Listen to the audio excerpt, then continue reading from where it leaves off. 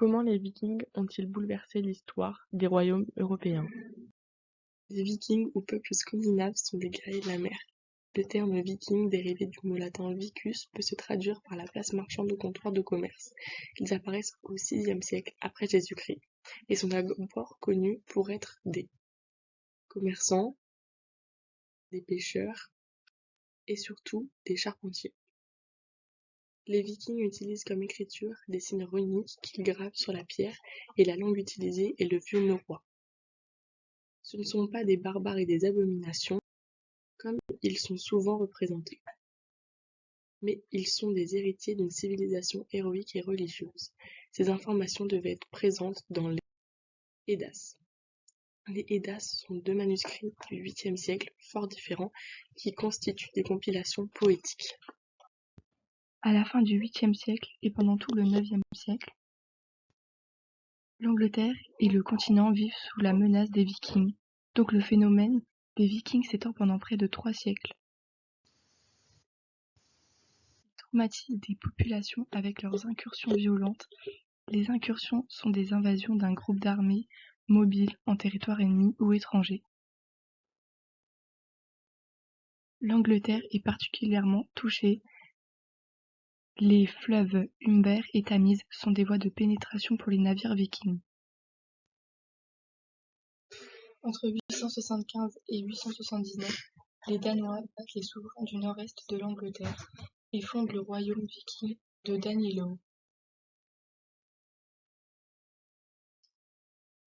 Ils effectuent des rapports commerciaux entre l'Orient et l'Occident pendant 10 siècles grâce à la Méditerranée. Le territoire suédois de Birka est fondé au 8e siècle. La ville devient une plaque tournante du commerce viking.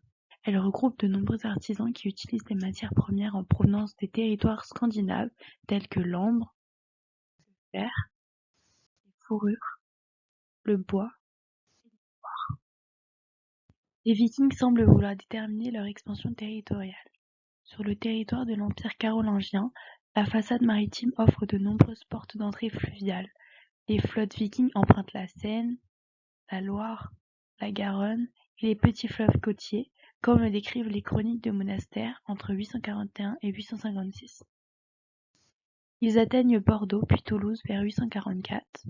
Paris est également assiégé plusieurs fois entre 845 et 885. Ils reçoivent le nom des marchands avant de s'établir dans la région qui porte aujourd'hui le nom de Normandie, en Bretagne. Ils sont chassés en 939 de la Bretagne. Comme navigateurs, les Vikings s'aventurent également jusqu'à la péninsule ibérique en 844. Ils vont pouvoir passer en Italie en pénétrant la Méditerranée par le détroit de Gibraltar, leur raid le plus important, de 859 à 861. Les Vikings, originaires de l'actuelle Norvège, s'attaquent à l'Occident dans un but de colonisation car ils cherchent des terres pour l'agriculture et l'élevage. Leur aire d'expansion recouvre l'Écosse, l'Irlande, le nord-est de l'Angleterre, Les îles Féroé, les Orcades, les Hébrides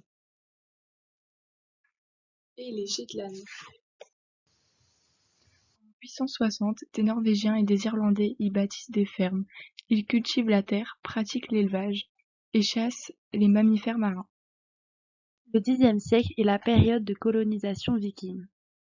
Il est surprenant de constater à quelle vitesse ils se sont intégrés aux populations qu'ils ont conquises. Il faudra plus d'1 siècle et demi pour que ces pirates scandinaves s'intègrent à la culture européenne, et plus d'1 millénaire pour que l'Occident parvienne à décrire leur civilisation sans clichés.